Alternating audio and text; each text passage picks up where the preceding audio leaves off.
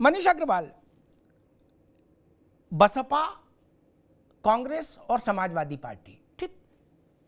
मेरा प्रश्न ये है कि 24 में 27 की पटकथा भी लिख जाएगी, ठीक। बसपा की सेहत पे कोई बहुत लोड नहीं है, क्योंकि वो 27 में कोई सरकार बनाने की दावेदारी की स्थिति में हो, ऐसा अभी नहीं लगता है। 13% वोट बचा है और नीचे आ जाएंगे इस बार थोड़ा बहुत, तो 10 के आसपास। कांग्रेस उस दिशा में सोच भी नहीं सकती, ठीक ठीक। मंच है, भाषण है, सब बात ठीक है, लेकिन कांग्रेस सभी सरकार के लिए 27 में लड़े, सब संभव नहीं। केवल दांव पर समाजवादी पार्टी है, स्टेक समाजवादी पार्टी का है। 24 का परिणाम 27 में उसके लिए सुविधा या असुविधा तय कर देगा। मनीष अग्रवाल, ठीक कह रहा हूं कि नहीं? लोग आगे का चुनाव जोड़ के नहीं लड़ते हैं। ये 24 में 24 लड़ रहे हैं, 17 में 17 लड़े थे, 19 में 19 लड़े थे। 19 का रिजल्ट आया, मायावती जी से उसी दिन बिना किसी बातचीत के अलगाव हो गया। 17 में राहुल गांधी जी से हो गया था, 19 में उनके साथ नहीं था। आपको चुनाव लड़ने की योजना बनानी पड़ेगी। मुझे लगता है इस बार सपा और बीएसपी ने रिकॉर्ड कायम करा है सीटें बदलने का। जो 5-10 साल से सत्ता में नहीं है, उनको भी कैंडिडेट इलेक्शन के वोटिंग के दिन, इलेक्शन के आखिरी दिन, नॉमिनेशन के दिन कैंडिडेट बदलना पड़ रहा है। स्थिरता ही नहीं है। कार्यकर्ता को यही नहीं मालूम है कि हमें किसको वोट देना है, किसके लिए प्रचार करना है, क्या करना है। इन लोगों को अगर अभी से प्लानिंग करके इन्होंने 27 की प्लानिंग से अभी कैंडिडेट दिए होते, तो इसका रिजल्ट कुछ और देखने को मिलता। आपने देखा होगा राज्यसभा चुनाव में एक जीती सीट समाजवादी पार्टी ने हार दी। वो 3 सीट जीत सकते थे, उनके पास सरप्लस वोट जी, था, लेकिन ठीक क्योंकि कैंडिडेट का चुनाव अच्छा नहीं। ठीक है मनीष बाबू, ठीक है। राज्यसभा का आपने जिक्र किया, विजय राठी पर जब मैं जाऊंगा तो एक प्रश्न है मेरे मन में। खैर विकास जी, 24 में विपक्षी दलों का अपना इंडिविजुअली क्या परफॉर्मेंस रहती है, उससे 27 की उनकी संभावनाएं तय हो जाएंगी, नहीं कि भाई 27 में क्या जोड़ घटाना रहेगा, उसकी झांकी मिल जाएगी 24 में। विकास जी,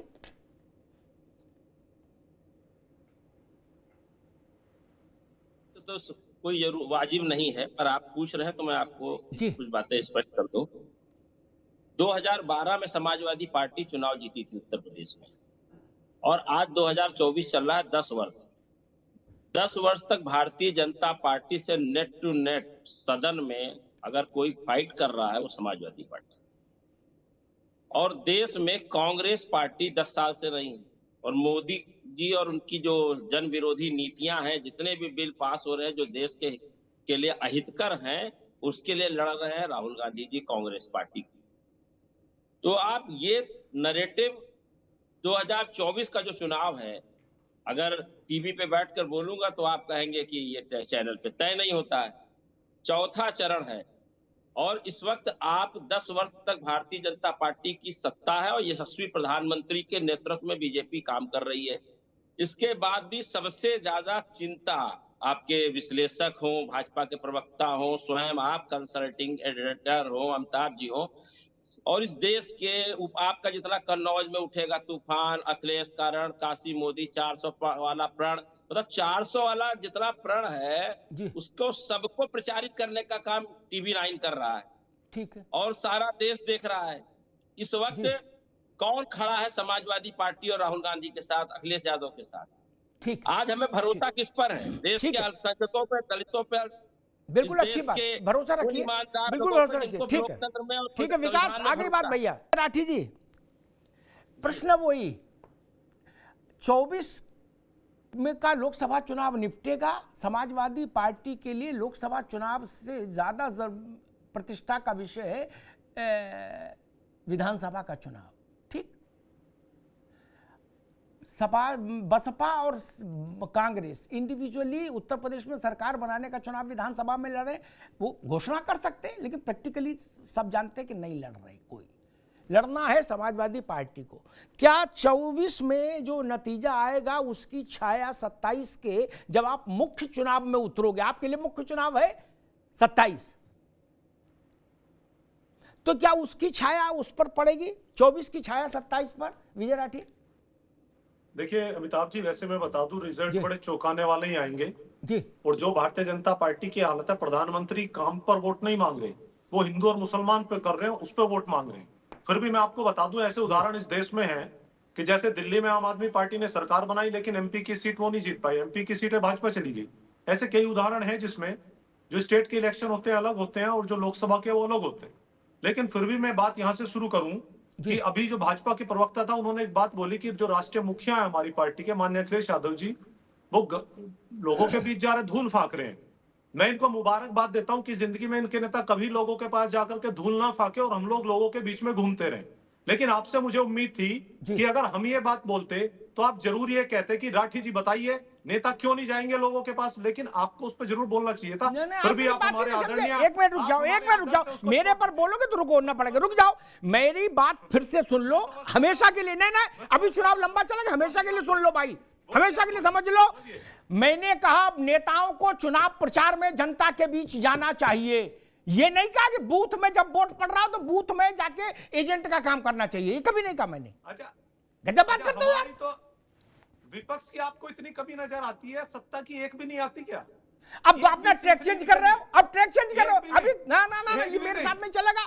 ना ना ना, अब ट्रैक मत चेंज करो, ट्रैक मत चेंज करो, सीखते हैं। मैं ट्रैक मत चेंज करो मित्र, अपनी पार्टी का पक्ष रखो, ट्रैक मत चेंज करो, इज्जत मत करो। अमिताभ जी, जी कन्नौज का चुनाव हम इसलिए जीतने जा रहे हैं जी, क्योंकि 2014-2019 में जो भारतीय जनता पार्टी पे विश्वास किया था, तो एक खोखले निकले। इन्होंने चंदा ले लिया, धंधा दे दिया, इन्होंने युवाओं को फांसी पे लटका दिया, किसानों को मार दिया, इन्होंने किसानों को फसल का दाम नहीं दिया और आज देश को ऐसी जगह धकेल दिया कि जहां सिर्फ इन्हें एक वर्ड याद है, मंगलसूत्र, मुसलमान मुसलमान मुसलमान। ये रोजगार पे बात नहीं करते, ये किसी भी ऐसी चीज पे, वुमेन एम्पावरमेंट पे बात नहीं करते जी। ये दलित और पिछड़ा विरोधी है। और सुब्रतो पाठक की अगर मैं बात करूं तो उनकी अगर आप वीडियो देखेंगे, तमाम किस्से देखेंगे, दलित अधिकारी को धमकाना, अपशब्द यूज करना, ये वो लोग हैं जो पिछड़ा दलित विरोधी तो है ही, जो अगड़े भी हैं और जो इनके सताए हुए उनके भी विरोधी हैं। ये मानवता के विरोधी हैं। ये चाहते हैं कि पिछड़ा दलित को किसी तरीके से धकेल दिया जाए, मरवा दिया जाए, कटवा दिया जाए। ये वो लोग हैं, जनता अब परेशान हो चुकी है। ठीक है विजय राठी, अब रुकना होगा, अब आपको रुकना होगा, आपको रुकना होगा। आगे सारी बात आ गई, काफी आ गई, बहुत ज्यादा आ गई, आपको रुकना होगा। इसमें किसी बहस की गुंजाइश नहीं। जिसके खिलाफ दलित और पिछड़े हों देश में, वो चुंगी से लेके लोकसभा तक कोई चुनाव नहीं जीत सकता, कोई तुर्रमखा हो। विजय राठी, आपके ध्यानार्थ निवेदन कर रहा हूं। जिसके खिलाफ देश में पिछड़े और दलित हों, वो कोई माई का लाल कितना भी बड़ा नेता हो, चुंगी के चुनाव से लेके, अरे रुक जाओ भाई, सांसदी तक का चुनाव नहीं जीत सकता कभी, समझ गए? अगर जीत रहा है तो इसका मतलब पिछड़ा और दलित उसको वोट दे रहा है। ये बात दिमाग में बैठा लो, अच्छा है, ठीक है ना? ये तथ्य दिमाग में बैठा लो, बोलने से नहीं होगा ना मित्र। इस देश में पिछड़े और दलित की आबादी जोड़ दीजिए, उनके बिना समर्थन के कोई जीत सकता है, एमएलए बन सकता है, कोई नगर पालिका में जीत सकता है, कोई एमपी बन सकता है? नहीं। तो जो बन रहे हैं इसका मतलब उनको पिछड़े और दलितों का समर्थन मिल रहा है। ये बात मान लीजिए, उतना ही अच्छा है। परिपक्व राजनेताओं को ये सबक सीखना चाहिए। खैर ठीक है। आलोक वर्मा जी, समाजवादी पार्टी कह रही है कि आपने नौजवानों को फांसी पर चढ़ा दिया, किसानों को फांसी पर चढ़ा दिया, दलितों का उत्पीड़न किया, पिछड़ों का उत्पीड़न किया। तो इस हिसाब से मेरे ख्याल से फिर तो आपको एक भी सीट नहीं मिलनी चाहिए, क्योंकि जिसके खिलाफ नौजवान, किसान, दलित और पिछड़े हों, वो इस देश में चुंगी की एक सीट भी नहीं जीत सकता, लोकसभा छोड़िए। आलोक वर्मा, और यह घोषित कर दिया इन्होंने, स्टैंप लगा दी कि पिछड़े, दलित, किसान, नौजवान आपके खिलाफ हैं। नहीं, पूरी तरीके से मैं सहमत हूँ कि अगर सब हमारे खिलाफ होते तो 2014 के बाद से 10 साल हो गया, संसदीय इलेक्शन के 10 साल हो गए, मोदी जी 10 साल से प्रधानमंत्री। योगी जी जो है 35-36 साल बाद दूसरी बार मुख्यमंत्री बने। 35-36 साल बाद ये करिश्मा हुआ। 7 साल से योगी जी मुख्यमंत्री हैं।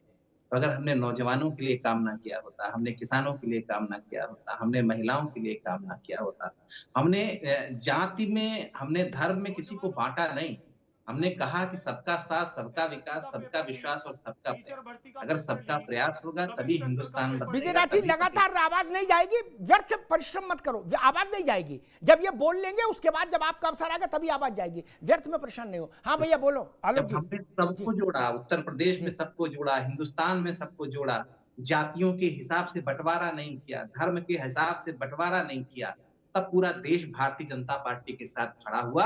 और जिस पार्टी को आप कभी कहते थे ना कि शहरी इलाकों की पार्टी है, कस्बाई पार्टी है, आज उसको गांव के इलाकों से, शुद्ध गंवई इलाकों से भी उसको वोट मिलते हैं, उसको कस्बों से भी वोट मिलते हैं, उसको शहरों से भी वोट मिलते हैं। तो हमने हिंदुस्तान में आम लोगों का सपना पूरा किया।